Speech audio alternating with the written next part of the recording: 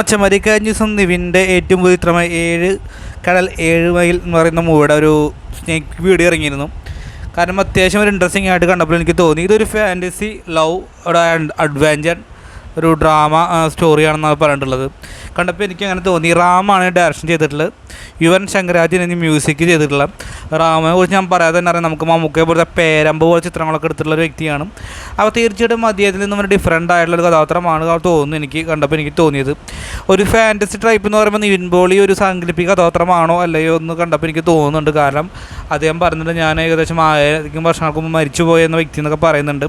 അതുകൊണ്ട് ഞാൻ ഫാൻറ്റസി മൂന്ന് പറയാൻ സാധനം എനിക്ക് തോന്നുന്നു ആളൊന്നെങ്കിലും മരിച്ചു അല്ലെങ്കിൽ അതേപോലത്തെ ഒരു കഥാപാത്രമായിട്ട് മുന്നോട്ട് പോകുന്ന ഒരാളാണ്, അല്ലെങ്കിൽ പ്രണയമായിട്ട് ഒരു എന്തോ നഷ്ടപ്പെട്ടുള്ള ഒരു സയൻസുമായി ബന്ധപ്പെട്ടുള്ള കഥയൊക്കെ ആയിരിക്കാം പ്രതീക്ഷിക്കുന്നു. എന്തായാലും ചിത്രം എന്തായാലും ഈ വർഷം റിലീസ് ചെയ്യുന്നുണ്ട്. എന്തായാലും ടീച്ചറിനോട് നിങ്ങളുടെ അഭിപ്രായം കമൻറ്റ് ബോക്സിൽ രേഖപ്പെടുത്തുക. വീഡിയോ ഇഷ്ടപ്പെട്ട സപ്പോർട്ട് ചെയ്യുക. അതുവരെയും ബൈ ബൈ.